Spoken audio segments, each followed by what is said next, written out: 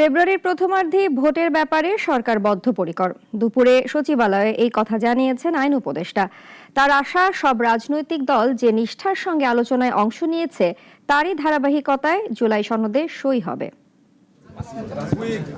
সচিবালয়ে দুপুরে সমসাময়িক বিষয় নিয়ে সাংবাদিকদের সাথে কথা বলেন আইন উপদেষ্টা আসিফ নজরুল। বিভিন্ন মহল থেকে প্রশ্ন করা হয়। কথা বলেন আসন্ন জাতীয় সংসদ নির্বাচন নিয়ে। জানান, যখনই কোনো অন্তর্বর্তী সরকার হয় তখন নির্বাচন নিয়ে এই ধরনের শঙ্কা থাকে। তবে সরকার ফেব্রুয়ারির প্রথমার্ধেই নির্বাচন করার ব্যাপারে বদ্ধপরিকর। নির্বাচন নিয়ে আশঙ্কা বা মতভেদ এটা তো আপনারা দেখবেন, যখন এই ধরনের অন্তর্বর্তীকালীন সরকার হয় সবসময় কিন্তু এই প্রশ্নটা থাকে, নির্বাচন কি আসলে হবে নাকি, যেহেতু খুব সাংবিধানিকভাবে সুনির্দিষ্ট না দেখে।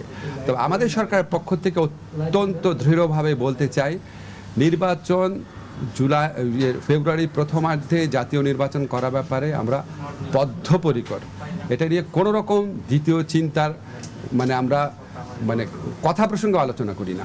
আইন উপদেষ্টা কথা বলেন জুলাই সনদ নিয়েও রাজনৈতিক দলগুলোর আলোচনার ধারাবাহিকতায় নিষ্ঠার সঙ্গে জুলাই সনদে সই করবেন বলেও আশা প্রকাশ করেন। আর জুলাই চার্টার সব দল সাইন করবে কিনা, আমার কাছে মনে হয় সমস্ত রাজনৈতিক দল ওনারা যেই নিষ্ঠার সাথে এই পুরা প্রক্রিয়ায় আলোচনায় অংশগ্রহণ করেছেন, তারপর আমি তো ঠিক জানি না ওনারা কি করবেন, কিন্তু আমি বিশ্বাস করি ওনারা এই নিষ্ঠার একটা ধারাবাহিকতা হিসাবে জুলাই চার্টারে সাইন করবেন। অন্তর্বর্তী সরকার উপদেষ্টাদের নিয়ে বিভিন্ন রাজনৈতিক দলের পক্ষ থেকে প্রশ্ন তোলাকে গণতান্ত্রিক উত্তরণ বলে উল্লেখ করেন আইন উপদেষ্টা। তিনি বলেন, এমন সমালোচনা শোনার মানসিকতা রাজনৈতিক দলেরও থাকতে হবে।